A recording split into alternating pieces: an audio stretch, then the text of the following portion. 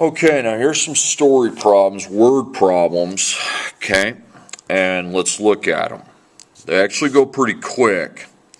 A gardener is transporting flowers in a flower bed. She has been working for 2 hours and has transported 14 flowers. She has 35 more flowers to plant. If she works at the same rate, how many more hours will it take her? So hours is the answer. Okay, so my units are hours, that's X, and flowers is going to be Y, okay? So per, flowers per hour.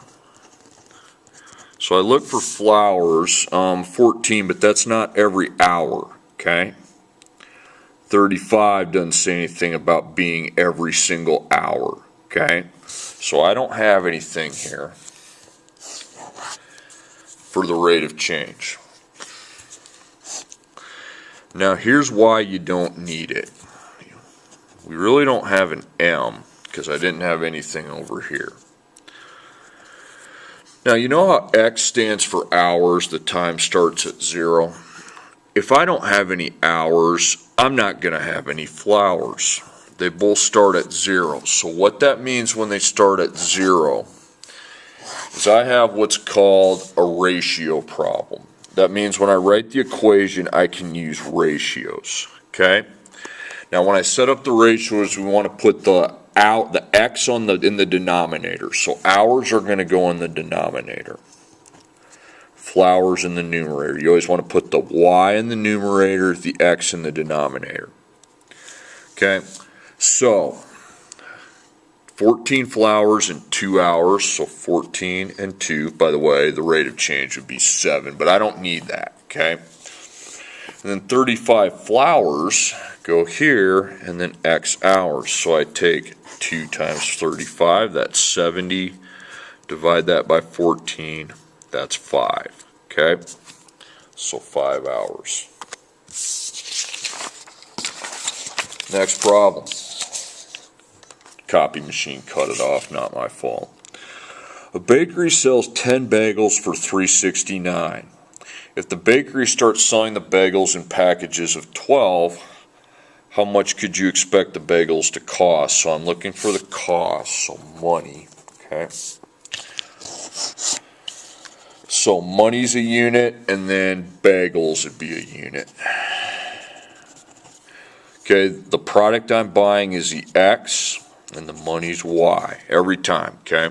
There's no time unit to be X, so what I'm buying is X. So dollars per bagel.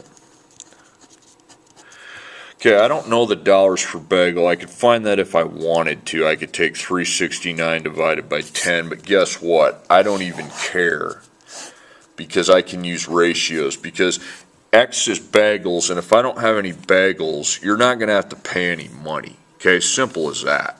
I mean, when you go to the store and buy something, if you don't buy anything, you don't have to pay any money. Okay, so the fact that the Y starts at 0 means I can go ahead and use ratios. That's a rule of algebra.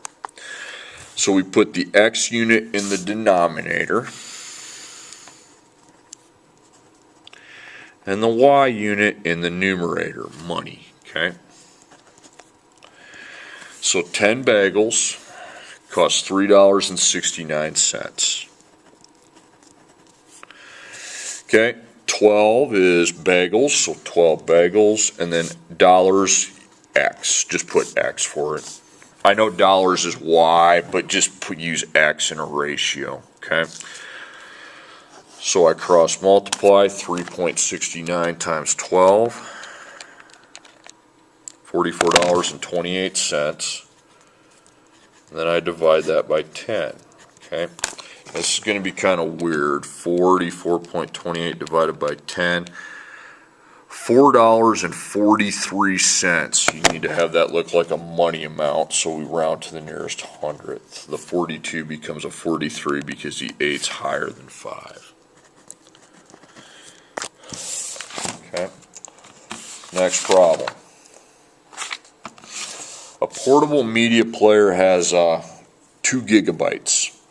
gigabytes are X of storage and can hold 500 songs. That's Y. I put X and Y because it's hard to know in that problem what's what. You don't have a time unit. You don't really have a product and money. Okay. A similar but larger media player says 80 gigabytes of storage. How many songs can this larger media player hold? So it says how many songs. So my units, we have songs and gigabytes. Now I tell you what to call X and Y. On hard problems like this, I'll do that for you. So X is the gigabytes and Y is the songs. So remember it's Y per X. So songs per gigabyte. Okay, it never tells me the songs per gigabyte. It says 500 songs, but that's for 2 gigabytes. It's not every single gigabyte. You could divide them and get 250. But I don't really need to know 250. It has no impact on the problem because if I don't have any gigabytes, there's no way I can get any songs downloaded. So we're going with ratios. Remember to put your Y unit in the numerator, the X unit in the denominator. So songs and gigabytes. Songs and gigabytes. I'll just put gig. So we know we got 2 gigabytes, and that's 500 songs. And I'm asking 80 gigabytes is how many songs, so X. So 500 times 80,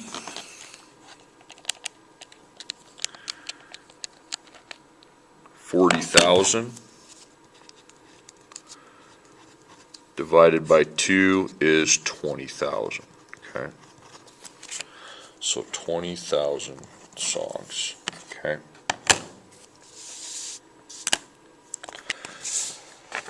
Okay, and then the last couple problems. These, I'm not going to use unit boxes for this, and here's why. 2 out of every 5 students takes the ACT test. If 20 students take the ACT test, how many students are in the group? This is a fraction problem. 2/5 is what 2 out of every 5 means. That out of every is a fraction. So I put 2 over 5. Now, here's how I fill out the second. What did these 2 do? They took the ACT. So I'm going to put took ACT. It says those people did something. Okay? Now, did 20 students take the ACT? Yes, they did.